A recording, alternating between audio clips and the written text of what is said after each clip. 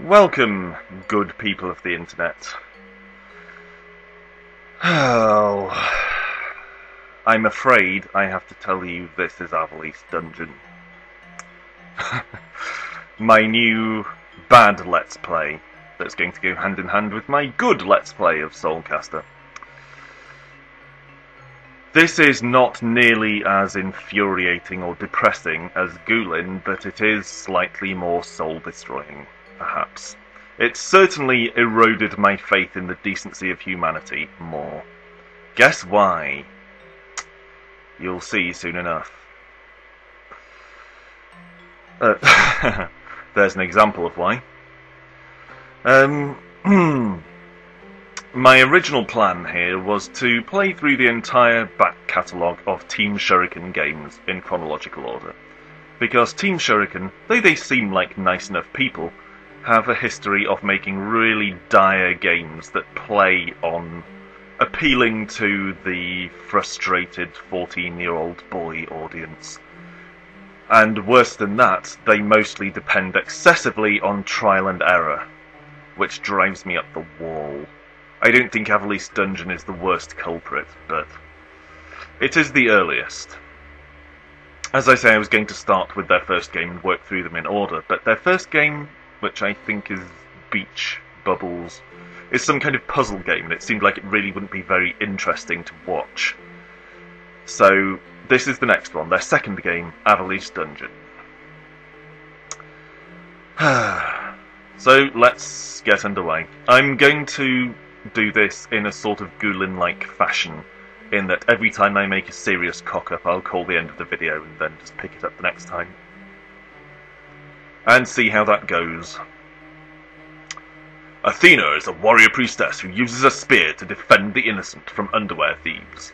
She has trained her entire life to fight the demon lords who have waged constant war against her pants. And we have fire and ice spells. I don't think that makes all that much difference to the way the game plays. As you'll see.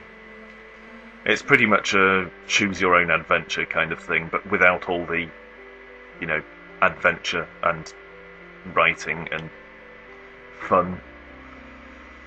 So, we're pressing into a dungeon for no particular reason. 3 options. Well, my experience with games like Shadowgate on the NES makes me wary of taking the obvious big conspicuous door.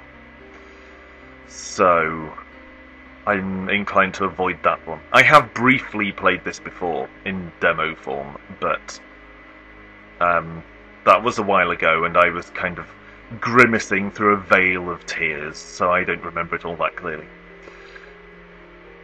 Fighting Fantasy Gamebook received wisdom has it that if in doubt you turn right, so I could do that, but in defiance of that, I was more of a Lone Wolf fan myself, so I'm going to go left. Or not. Okay. Well, I still don't believe the big conspicuous door is the best way forward, so let's try right. Okay. So, we got 3 possible options, 2 of which aren't actually options. What's the point? Why not just have straight on? I could understand if they were dead ends, or if they're locked and you need to find a key to open them later, but to give us 2 options there that are just non-options and to say, no, you can't go that way. What's the point? What does that add to the gameplay? I mean, is that meant to be fun? Do you think I press X and go, oh, it's locked! Oh, what an adventure that was! Apologies for the girly squeal there, that was very undignified.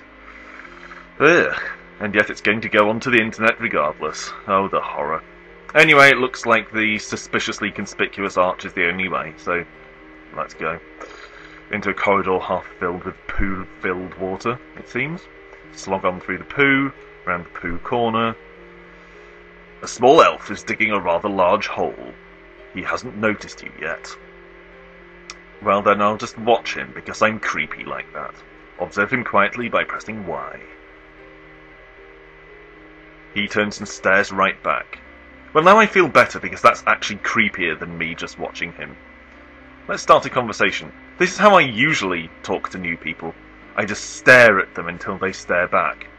and then sidle up and go, "Hello. I'm in this corridor on my own, and I was just watching what you were doing without announcing my presence. Do you like me? Can I make you lunch?" Anyway, let's talk to him. And the elf says, "I've been waiting for you, Athena. I was just digging your grave." "Well, that's pretty much spoiling for a rumble. Let's attack him!" But the coward pisses off. Bah! Alright, well, let's slog on down the poo corridor then. Ah! Warning! A half-dressed woman appears! Well, it says she's a demon lord knight, but she doesn't look like she's a demon. She's clearly not a lord, because she's not male. So she's a lady. And she isn't really dressed for being a knight. I mean, I think knights tend to wear armour that actually, covers them up and protects them. So I don't think demon lord knight is very applicable. Half-naked woman is far more accurate. So, what are our options? Attack her, just kind of bash her with our spear, presumably.